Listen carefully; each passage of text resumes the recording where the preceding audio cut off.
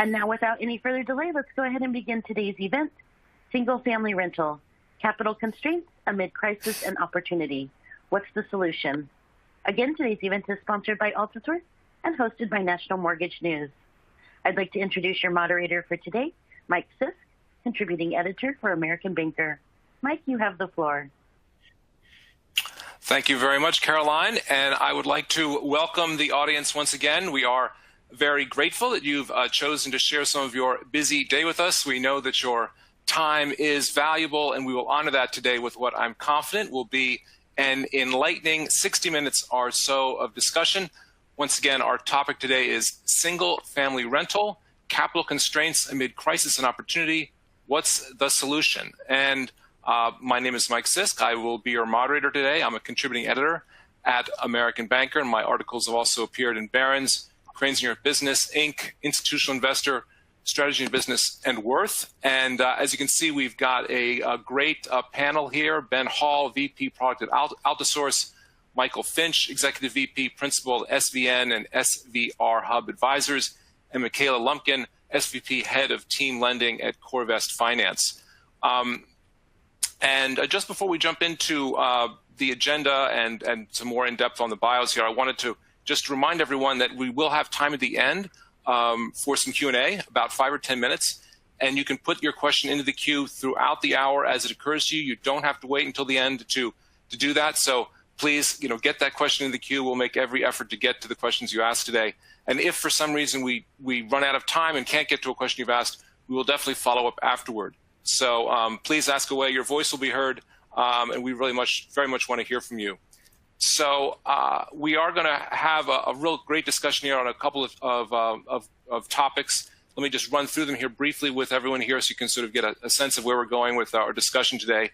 So it'll be a brief look at the state of the SFR and fix and flip markets, the COVID-19 impact on capital and credit policies, why bringing standardization to underwriting guidelines is important, how standardization could improve CMBS securitization ratings, solutions that can reduce credit risks for private lenders, and paths forward to increase access to capital for real estate investors. And then after that, as I just mentioned, we'll have that Q&A where we'll look forward to hearing from your questions. So let me just take a moment here to give everyone a little bit more bio information on our great panelists today. So Michaela Lumpkin is Senior Vice President, Head of Term Lending at CoreVest Finance. She was responsible for managing the operations of term financing products. Prior to joining CoreVest, Michaela was a Senior Associate at Orrick, Harrington, and Sutcliffe, practicing in the real estate and finance group, where she focused on the acquisition of distressed debt, as well as both mortgage and mezzanine financing. She received her JD from Georgetown University Law Center and her BA from the University of Virginia. And we're very, very pleased to have Michaela with us here today. And joining her is Michael Finch. Michael has been an advisor and practiced at a licensed commercial real estate brokerage since 2005, and he is based in Phoenix, Arizona. Michael is considered a national leader in the single-family residential and the build-for-rent investment portfolio segment. The SFR Hub platform typically has approximately $1 billion to $2 billion pipeline of activity in the SFR BFR investment segment. Today, Michael is principal, founder, and executive vice president of several CRE client support companies, including SVN, SVR Hub Advisors, SVRHub.com, SVR Hub Modular, and a member of the general partner of SVM SFR Capital Fund. And he's a principal of SFR Capital Management. Spearheading much of the business development within the SFR Hub platform, he has the privilege of working with the best teams in the industry and continues to push the boundaries, creating continued disruption and dominance in the specialized investment class. And we're very, very happy to have Michael here with all of his expertise joining us today. And finally, rounding out our panel is Ben Hall. Ben is the Vice President of Product for Altisource, a leading service provider for the real estate and mortgage industries. He leads multiple subsidiaries for the company, including Premium Title, Trustee Services, Springhouse Valuations, Granite Construction Risk Management, and Rent Range. During his 17 years in the mortgage and real estate industries, he has held multiple leadership roles specializing in product development, centralized fulfillment, system integration, and global solutions. He firmly believes the best industry solutions can only be validated by a positive customer experience. And really very, very pleased to have Ben here with us as well. And I think what we're going to do right now is I'm just going to turn things straight over to Ben, and he's going to kind of introduce our first topic today, which is a brief look at the state of the SVR and flip and fix markets. And Ben, let me kick it over to you. Please take it away. Thanks, Mike, and a big thank you to National Mortgage News and Altisource for putting together a very timely discussion for owners, operators, investors, and private lenders that are navigating a very fluid global health crisis and its impact on the SFR and fix and flip investment markets. I'd also like to thank Corvest and SVN for allowing us to take an hour with their esteemed industry experts. I think I'm as excited as anyone to hear from Michaela and Michael today on their 2020 market learnings as well as outlooks for 2021. Before we jump into the heart of today's discussion, accessing capital, I think it's important to set the stage on what's happening at maybe a more macro level in SFR and fix and flip. So let's get started. I'll try to go through these high points as quickly as possible. What do we know? So in 2020, inventory is low and demand is at an all-time high. We've seen builders and investors that do have access to capital. They're certainly finding success in the build for rent space and lots of momentum building there. The first 6 to 8 weeks of the pandemic, it sent shockwaves through capital markets as fear of the unknown took hold. Most lenders halted originations completely or tightened guidelines considerably, and interest rates climbed. Those investors and private lenders that were well established in the space, trusted the stability of SFR market. They aligned quickly with their funding sources, and a lot of them went on the offense. They went on offense earlier than others, and they really took an opportunity to seize market. Initial reaction from many owners and operators was to offer rent concessions and waive late payments in the early months of the pandemic. That quickly has shifted to near normal operating practice, and in most cases, rent increases with increased demand. In Q3, we've seen institutional investors report strong rental collections and occupancy rates, often north of 97%. So again, I think we've all heard and starting to see, report after report, just the legitimacy of this market, and it's really at a global level now. With inventory at an all-time low, there is significant focus on acquisition strategies going into 2021. Many investors are focusing on the build-for-rent communities. New construction, right? If you can't find it, you build it. Others are positioning for a market grab with an anticipated spike in foreclosures. Investors are formalizing auction acquisition strategies, targeting markets where there is high percentage of seriously delinquent loans that align to their buy boxes. And most interesting here, I think, is the mom and pop and the small investors that still make up more than 90% of this SFR market. Investors are heavily focused on how to increase their market share while inventory is tight. While there are still concerns with unemployment, unknowns around eviction moratoria, and stimulus relief, smaller investors are just not as well positioned to navigate times of uncertainty. This may be a time for larger investors to execute a plan for increasing their market share on the existing inventory. So with that, Mike, what I'd love to do is maybe turn it back to you for a quick polling question as we look at opportunities and strategies going into 2021. I'll turn it back over to you. Excellent. Thank you. Here we go. All right. So everyone, what I'm going to do, I'm just going to read through the question here and the possible answers, and that'll give you time, I'm sure, to make your selection. And then we'll share the results live here with everyone. So what SFR investment strategies are you primarily targeting going into 2021? Is it build for rent and new construction, vintage SFR acquiring existing rental assets, or distressed homes foreclosures? So everyone just give it a moment to consider that. And again, this is what investment strategies are you primarily targeting going into 2021? And all right, that's probably plenty of time. So let me go ahead and share results here with everyone. And all right, so results pretty well spread across the board here, but distressed homes, 42.9%, as you said, cited that. So Ben, back to you. What do you think? This is kind of what you expected to see? Yeah, no. So we've seen a lot of interest and a lot of publicity around build for rent. So that's certainly an emerging market. But I think what the reality is a lot of investors are still really focusing on looking at that, foreclosure grab. When the market turns, when there's a market correction, this is really where I think a lot of the institutional investors today really grew their market share was, in the 2008, 2009 crisis. There was a lot of opportunity for investors to pick up and restabilize neighborhoods. So I think there's a lot of that strategy and that preparation taking place today. Continuing on here, as we look at just other things from 2020, urban flight, that is a real thing. Reports from institutional investors and consulting firms, have suggested anywhere from 1/3 to 60% of new tenants in Q3 moved away from urban locations. As a result, the suburban market rental performance has been the big winner in 2020. I'll touch briefly on the fix and flip markets. Most fix and flip investors still see a significant opportunity, I'd say, over the next 12 to 18 months with historic market demands and limited supply of new inventory. Profitability is still performing, I'd say, the strongest in the Northeast, where it's less competitive with rental investors. Before we jump into the capital discussion, Michaela or Michael, anything that you'd like to add with activity and performance in either SFR or fix and flip?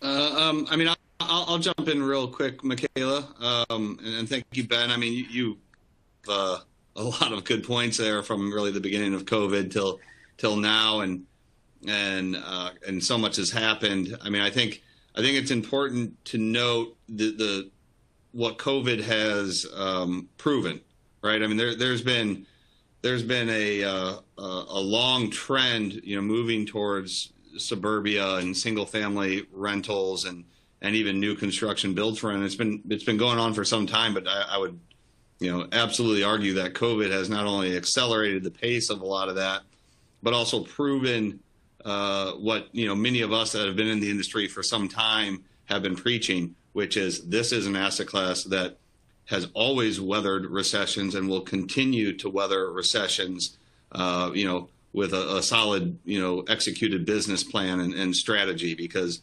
when there are downturns in the CRE and housing markets, the rental demand never seems to dwindle in the single family markets. And that's again being proven over and over again here. There was a new stat that came out just, I think, earlier this week or last week by John Burns that was looking at single family rental forecast compared to multifamily in 2021. And single family is on pace on average nationwide, obviously some markets greater than others and some a little bit less, but on average predicting 3.1% rent growth, where multifamily is predicted to be a negative 1.1 rent growth in 2021. But we're seeing some markets like Phoenix and Nashville and Jacksonville, that are, climbing at 6, 8, 9% rent growth. And Phoenix has been doing that year over year. And there's a number of others that are well over, the 3.5 or 4. So what better place, if you're, in an office, multifamily, retail investor to be putting your money if you're looking for stable cash flow and long-term growth. And then, the advent of the institutional capital that's coming into the space because of all these things. I think in some level it scares some of the smaller guys, but to your point on their, institutional capital still controls less than, 10%. I'd be shocked if it was even 5% of the inventory at this point. So the mom and pops still dominate, and there are still opportunities out there. Whether you're a fix and flipper, you find the right deal and take advantage of the retail highs today, or you put a tenant in there and you just hold on for long-term growth. You're going to win, from a appreciation value or a good, nice stable return from a rental value. So, I think COVID is simply proven again the risk mitigation and stability of this asset class. I certainly agree, Michael and Ben, with that analysis. I think what we've seen on the CoreVest side is really the urban flight. Just looking at our securitization data tapes, it's interesting to see that 11% of apartment rentals are 3 bedrooms, right? What we're looking at our tapes, we found, and 65% of SFRs are 3+ bedrooms.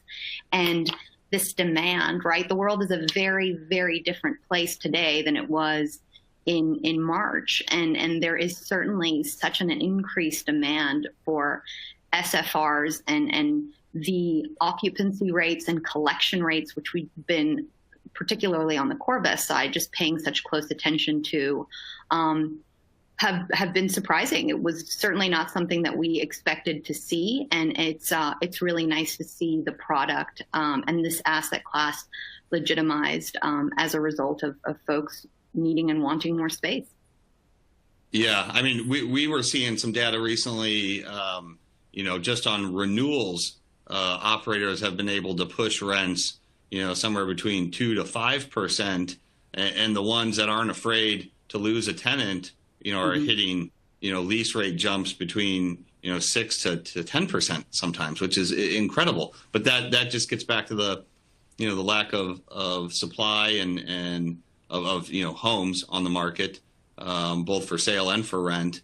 And obviously the downshift of, some of the bigger cities. I read something yesterday, 35% of their rents are down 35% in San Francisco, apartments, because they're all moving out, But the operators have been at 98%, and if you're at 98% occupancy, you can push rents all day long.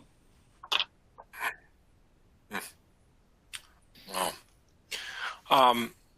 Thank you all. Thank you. And let me loop Michaela back in here and turn to our next item on the agenda. So in terms of, share with us a little bit, if you would, COVID-19's impact on capital and credit policies. Sure. It's a very pertinent question. And I think that it won't be surprising for me to say that when COVID hit, like many lenders, we pumped the brakes a little bit to see what was going to happen. It was a crazy market and something so unforeseen that we really wanted to make sure that we understood any ramifications that were going to impact our sponsors and borrowers, and come up with an idea on how to refresh our underwriting policies to make sure that we were aligning correctly. What we spent a lot of time doing in those early days was speaking to and interacting with our sponsor teams throughout the country. And we found that although some tenants were delaying payments and portfolio collections were strong, and there was still a lot of demand for the term product, which I think was surprising because we were being pushed to continue to fund loans as we were very quickly trying to assess how, in fact, we were going to mitigate, the additional risk and the uncertainty, right? Early on, the revisions that we made to our credit policies were what you would naturally imagine, right? We tried to, we did, in fact, increase our FICO score limitations. We scaled back our LTV.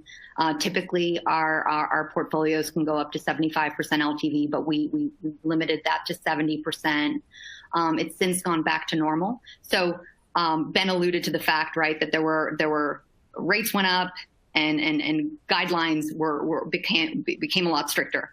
I'm happy to announce that guidelines have relaxed somewhat, and the rates have certainly come down, right? But there was that initial shock that traversed the industry, right, where the rates skyrocketed. These guidelines really were much more restrictive, and since then we've been able to kind of go back to normal, quote unquote, whatever that might be these days.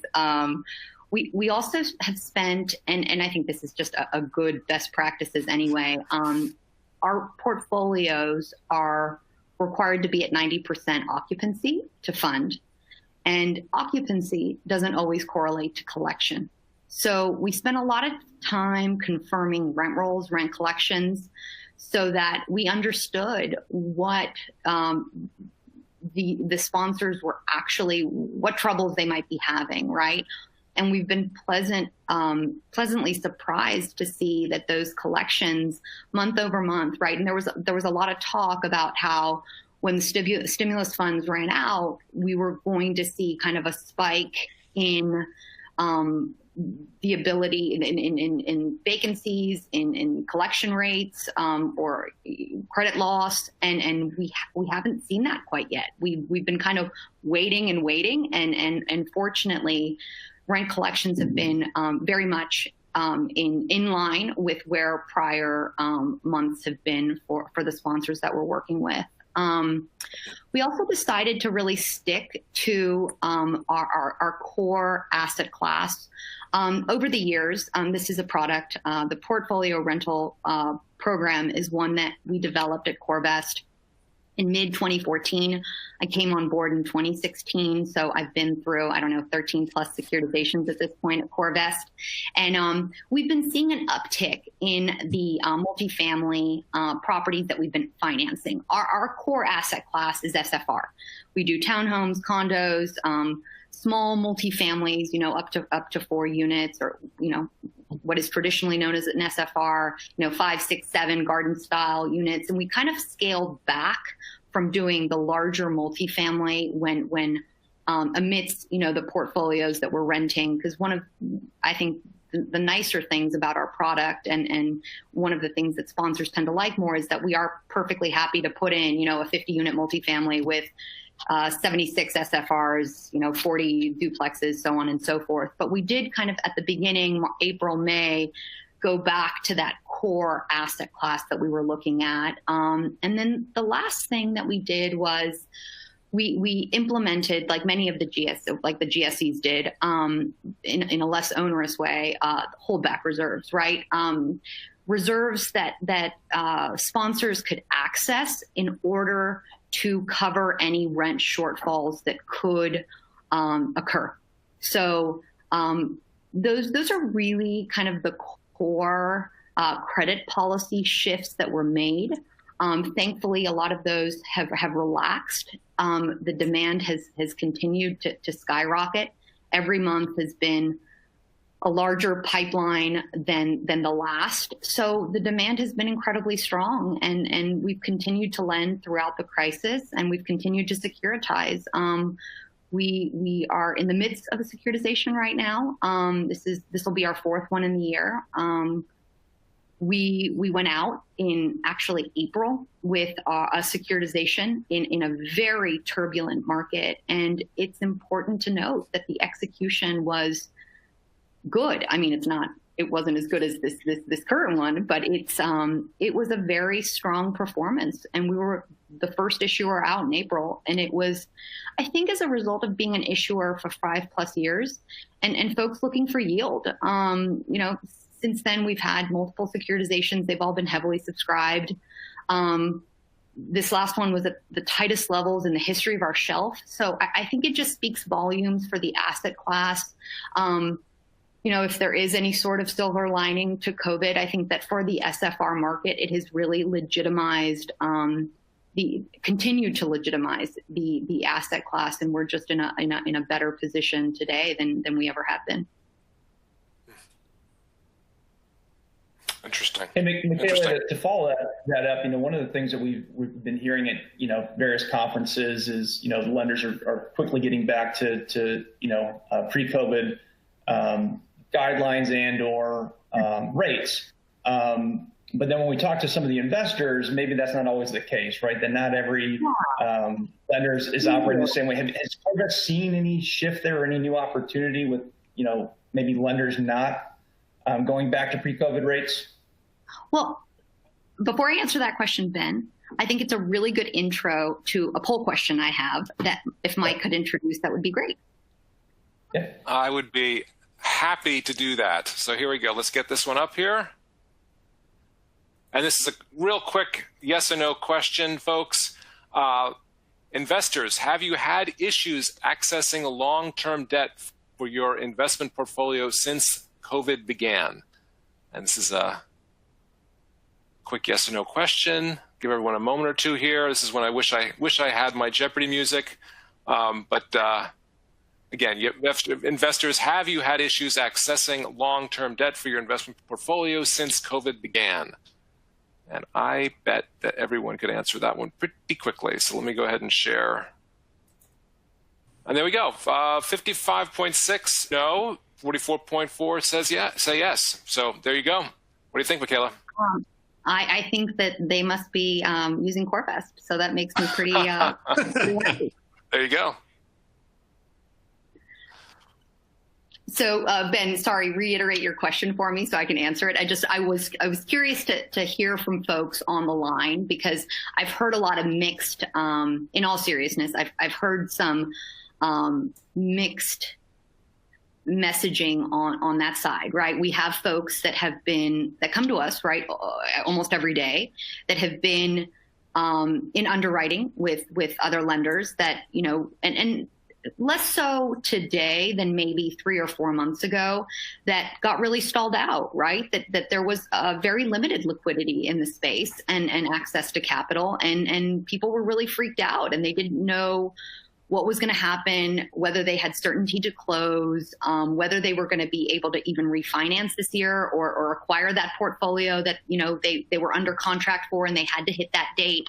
So I feel like while our guidelines have certainly relaxed since COVID, we are by no means back to normal, right? And we're lending at the same rate, and our portfolio is the same size. Rates are still a bit higher, even though they've, through the securitizations and the positive executions, they continue, like that's a great signal for us, and rates will go down and continue to go down. But fingers crossed if all stars align. But we are by no means back to kind of the business as usual guidelines where we were kind of in January. Yeah, no, that helps. And that's pretty consistent with what we're hearing. I think one of the things that sometimes doesn't connect, right, is you'll hear from all these different various, lenders in the space, and the general message is, hey, we're pretty close to being back to pre-COVID levels. But then when you speak to the investors that are trying to secure that capital, they're just having a difficult time with getting to the next deal because they haven't been able to secure that. So it sounds like there's sometimes maybe a different message between the lenders and the investors in the space, and maybe not all the lenders are operating in the same way because it's such a fluid environment. So it sounds like CoreVest has been pretty much a net positive throughout the pandemic, but I don't know if that's necessarily the case across the board in private lending. I think it's important to note that we did continue to fund, right, at a very scaled back level, but it hasn't. It wasn't. It's been a gradual process of ramping back up, despite the continued funding that we'd have, and we're here and we're ready, but the guidelines have certainly, we've had to take a look at things. And one of the things I think that is certainly something that we're much more focused on is collection as opposed to occupancy, right? And not necessarily hitting folks with a credit loss that they're going to have to live with throughout the term of their loan, but really taking the time to thoughtfully consider the last couple months of collections and then making informed credit decisions based off of that. Got it. Excellent. Let me turn to Michael now, and if you could share with a little bit about why bringing standardization to underwriting guidelines is important. Yeah, I mean it's critical, right? Both for investors and lenders. We've here at SFRHub.com, which is our data and valuation technology platform that powers our brokerage, SVN, SFR Hub Advisors. But we've spent a lot of time over the years cultivating, the AI that's in the background of our machine, so to speak, to make sure that we're utilizing data and cleaning and scrubbing the data that we're pulling in on the portfolios that we're analyzing, because there are so many data sources out there, and it's challenging when you're trying to look at these larger portfolios that could be scattered around multiple states and counties and cities, it's imperative for both the investors and the lenders to have good quality data. And that's what we've created in our advanced SFR scrub report, where we're checking 35 points on every single home. We pull in multiple data sources. We're red flagging discrepancies within the data. We've got human capital and boots on the ground digging into that data, to verify that, for a short example, that fourth bedroom that, was converted from a garage, actually had a permit pulled because of that. If that didn't happen, that's a 3-bedroom home, and that affects the valuation. So, really cleaning and scrubbing the data prior to running it through our valuation models to create, a fully vetted report that, provides that clean and verified data, plus valuations on the home, plus the income approach, and putting that into a spreadsheet, that, like Corvus, they look at our property tapes and our ASR scrub reports all the time when we're introducing clients to them. And it's important to create that sort of standard model to help the lenders and the investors more quickly underwrite and have trust in the information that they're looking at. Because there's so much out there that is, if you use the MLS and compare it to Zillow, I mean, you're going to be 8 to 12% off on values almost every time.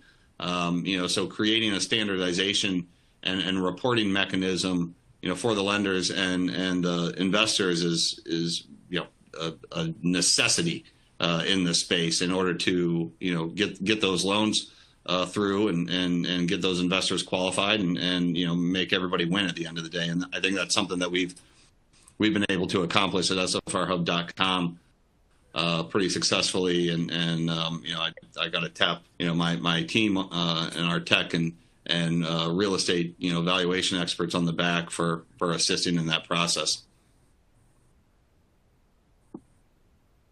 I agree with Michael wholeheartedly. Clean data is huge. I mean, it's everything. It's the cornerstone of what we need to have in order to properly underwrite the assets on the debt side. And if you don't have that, you really don't have anything. So from our perspective, standardization in our underwriting guidelines is how we control risk. Clean data is how we control risk, right? And we have to set up, we've had to set up our platform in a way where we can replicate it, right? We love to say around here, right, that it has to be burgers, shakes, and fries, because if you don't have that, then you can't go to market with a securitization because you can't close volume and you can't scale. And scaling is everything in this business, right? If we had continued with a trajectory of 2 securitizations a year, we're up to 4 now, we just wouldn't have a business, right? It wouldn't be what it is today. And it's really important for us to be able to scale our business so that we can service more investors in the market with better rates, and a big part of that is securitization.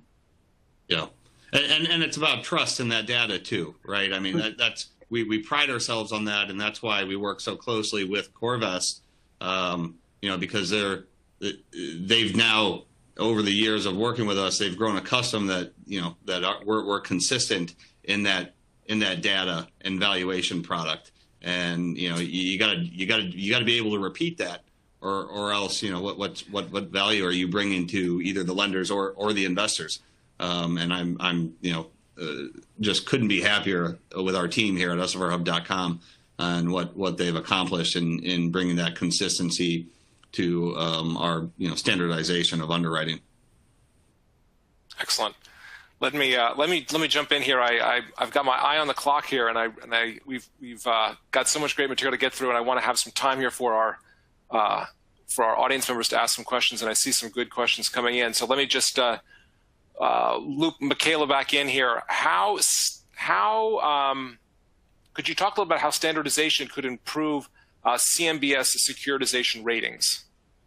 Absolutely. I think I kind of alluded to it because the questions are super related, right? How standardizing underwriting guidelines is important and how standardizing underwriting guidelines improves your securitization ratings. I think that we've been delivering a standardized product to the market for the last 6 years. And how we are able to do that is by creating something that we can replicate time and time again. So that has certainly improved our securitization ratings, that the rating agencies understand the product. It's the same thing that they've seen time and time again.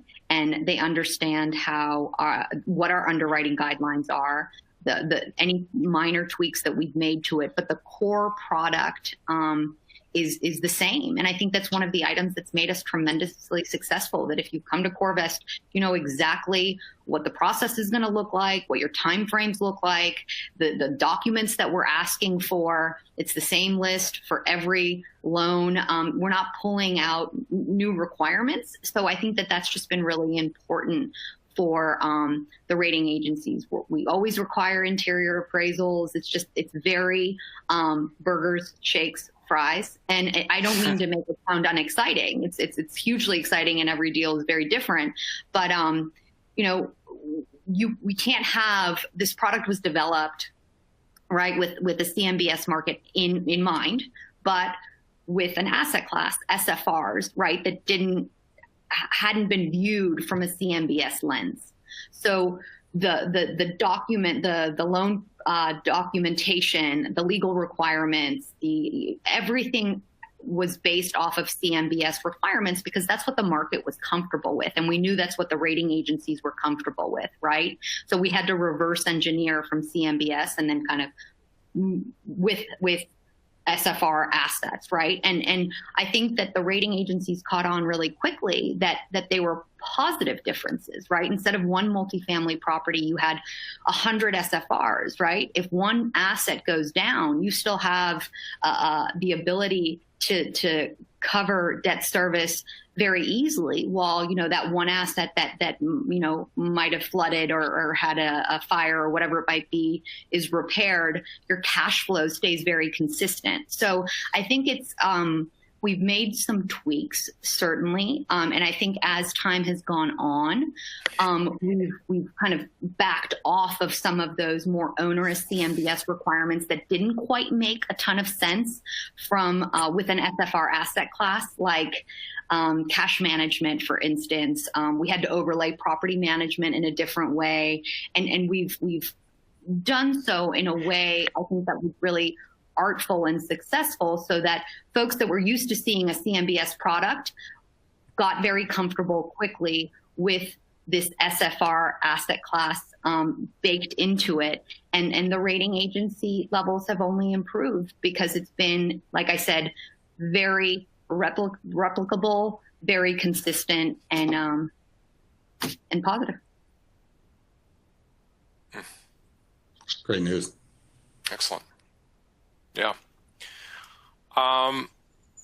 Michael, let me ask you, could you share with us some solutions that can reduce credit risk for private lenders? Yeah, I mean, and again, this gets into, everything that Michaela just said and what we've been working on, which is constantly improving, our process, to deliver property tapes to lenders that they can continue to trust and build upon for their needs.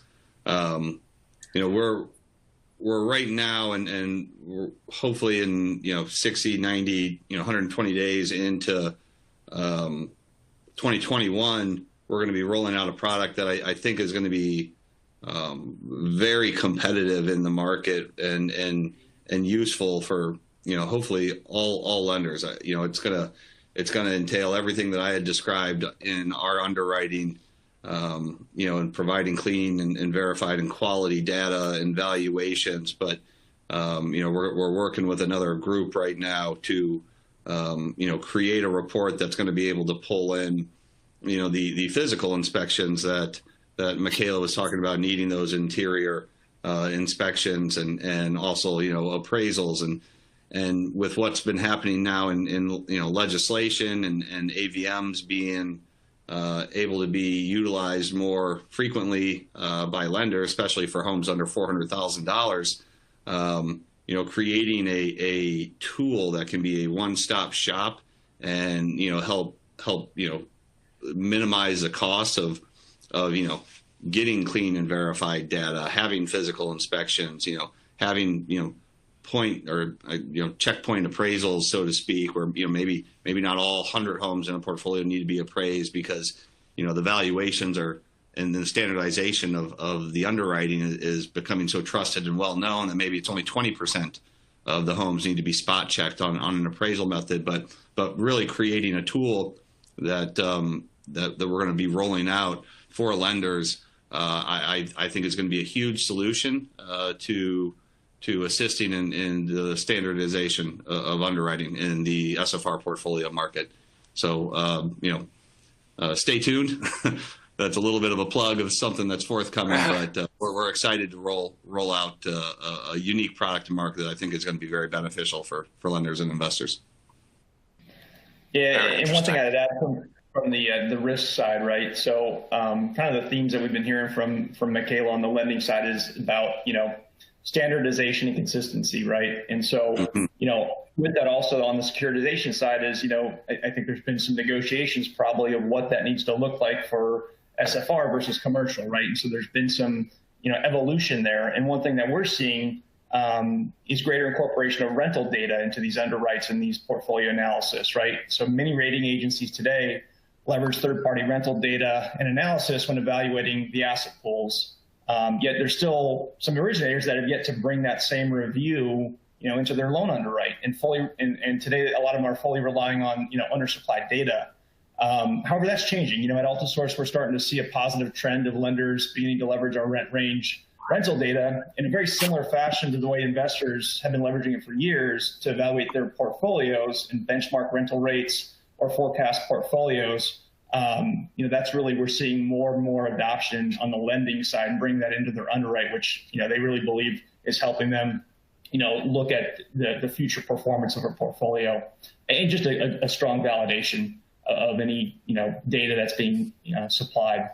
Another thing is just on the renovation side. I think that's really the fix and flip market. We haven't really spent a lot of time talking about that, but in today's environment, it's pretty unique as far as the risks and the challenges for lenders that are, financing those fix and flip transactions. In the early days of the industry, following the financial crash, I think, properties were largely being purchased anywhere from 70, 60, 50 cents on the dollar. Well, that's a significant cushion, if you're costing out a renovation project and something was off, right? So not as much risk there for the lenders. Fast forward to today's environment where properties are being purchased at, 100 cents on the dollar, maybe even more than that in some of the markets, right? There's significant risk there if lenders are off or their underwriting is off on the project to cost out the rental project. So there's significant financial risk there. We've seen lenders, really be diligent about decreasing that risk and profitability, by ensuring that the pre-close costing review is consistently performed with a rigor and analysis using local construction data costs. I mean, that's been a big thing. Our Granite construction risk management company, we've really spent a lot of times with those, participating in the fix and flip space to really hone in on their credit policies and how they're, looking at these projects. So I think that's something that I think still as an industry can continue to be more standardized as far as underwriting those rental loans. But it's been really interesting to see just the risk, how it increases, when home prices are high, you really need to be spot on with those rental projections and costing it early and correctly to local markets. Yeah, I couldn't agree more. I mean, hence the scaling back to 70% LTV while things were shaking out, right? I think since then we've gotten a little bit more comfortable, but just to add, right, for us, reducing credit risk, like so important just to have high quality, credible vendors in the space. We've worked with a lot of folks since the inception of the program. So we place we rely a lot on our vendors. Making sure you can run, strong credit and background checks. We're spending a lot of time vetting folks with a lot of different services. Mitigating transaction risk is huge right now. Just laser focused on fraud and wires, not just on borrowers in terms of fraud, but bad actors, hackers, potential, title issues. So we're spending a lot of time trying to make sure that we are protecting ourselves against, just possible bad actors. Interesting. Thank you. Ben, let me turn to you. I got about 11 minutes to the top of the hour, but I wanted to come back to you with this one last item we had on our agenda, and that's about paths forward to increase access to capital for real estate investors. Could you chat with us for a few minutes about that before we go to audience questions? Yeah, absolutely. I think, kind of two looks at this, right? One is for those investors that are really looking to leverage debt to grow their assets or grow their portfolios. As Michaela alluded to earlier, right, securitization activity and confidence, I think, will be the key to unlocking greater access to debt and lower interest rates.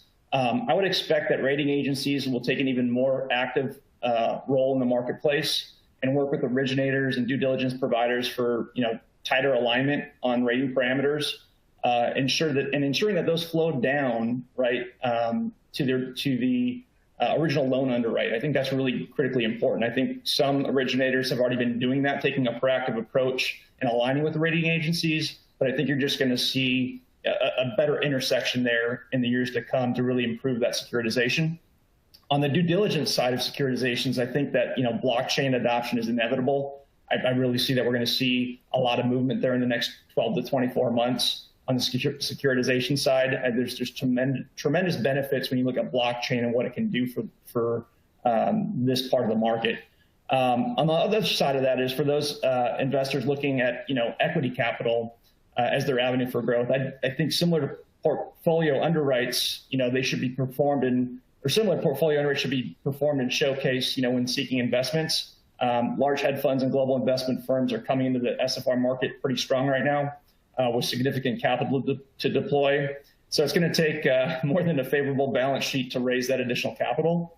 Equity partners are going to want to see how well you know the markets that you're operating in, what's the historic performance, how are you using data to influence portfolio decisions, and how well are you managing, rental rates and occupancy relative to the market. So I think there's a level of sophistication that, when COVID has helped accelerate the infusion of capital and bringing outside capital in. We're just seeing some radical growth and sophistication within the market right now. So it's really exciting to see. It's really good for the market. A lot more competition than I think we've seen in recent years. But that really helps, move the market forward. So really, really great things to see. And I think securitizations are certainly going to see a lot of activity in the coming years. Excellent. Anyone have anything to add to that, or if not, I'm gonna jump into questions from the audience. Okay. Okay, good. All right. Well, as promised, everyone, we've got some time here for some questions, and if you have something on your mind, now would definitely be the moment to get that question into the queue. But I see some good ones here already, so let's just jump right in. Okay. First question, and I'm just going to toss this out to the three panelists. While reserves inched up during COVID, are the initial liquidity formulas for sponsors, have they also increased? I can take this one. The answer to that is no. They have not. We're still at a 25% of the loan amount for net worth, 5% liquidity. So thankfully, that has not been something that we've increased. Excellent. All right, good. All right, next question. With respect to Ben's comment early in the discussion about aggregating distressed properties versus aggregation through BFR, I am not seeing the distressed opportunity reveal itself. Does the panel think that distressed SFR will really represent a large portion of properties purchased going forward? Yeah, I mean, so to answer that, you probably haven't seen it reveal itself because it really hasn't happened yet, right? The moratoriums are still keeping that foreclosure pool at bay. So I think, what we're seeing is a lot of investors preparing for what's to come in 2021.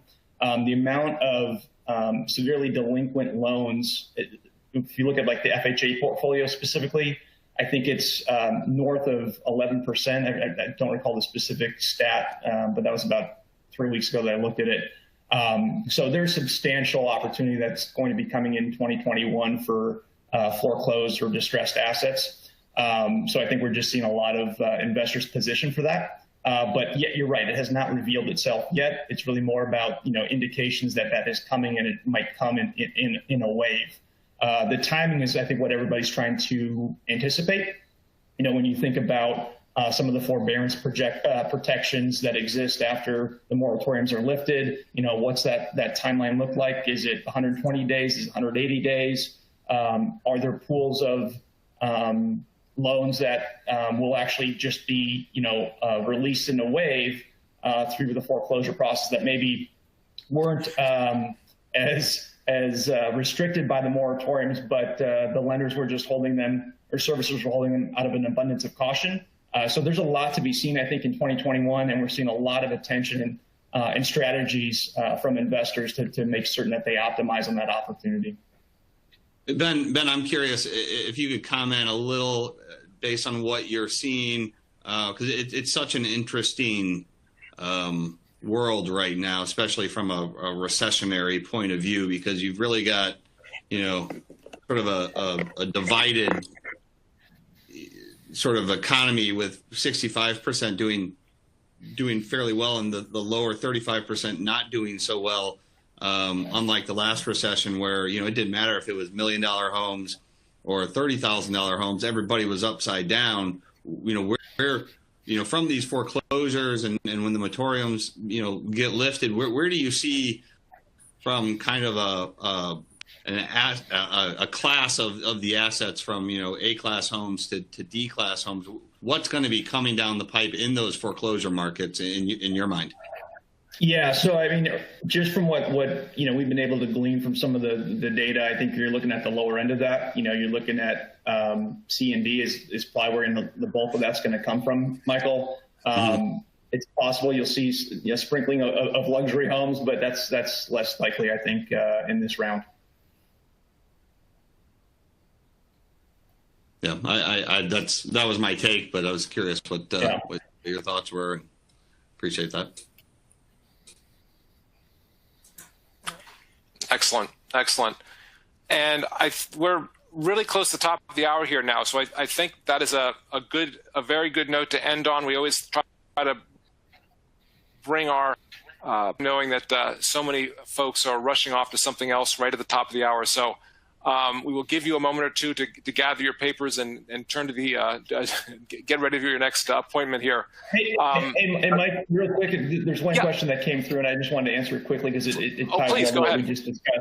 Yeah, one of the questions was distress inventory discussion, right? Is that an expectation in rentals or delinquencies on primary residences? And what we're seeing today, most of the delinquencies are on the latter there, the primary residences. That's where we're really seeing an anticipated spike in foreclosures. Again, the rental market has performed, phenomenally well through COVID.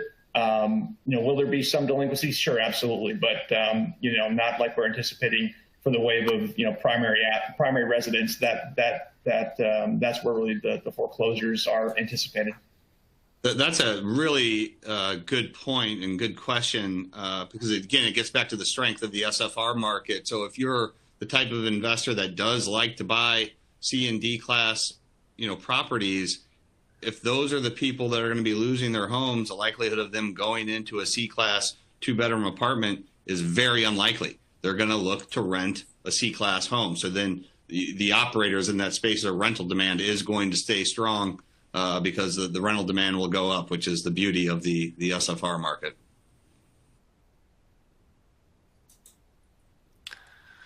I love it. We got that last question in. And of course, just as we get to the top of the hour, I see a whole bunch of questions coming in from the audience, which I'm afraid we're not going to be able to have a chance to get to. But as I said, we'll definitely follow up after the program. So thank you so much for asking these questions and participating today.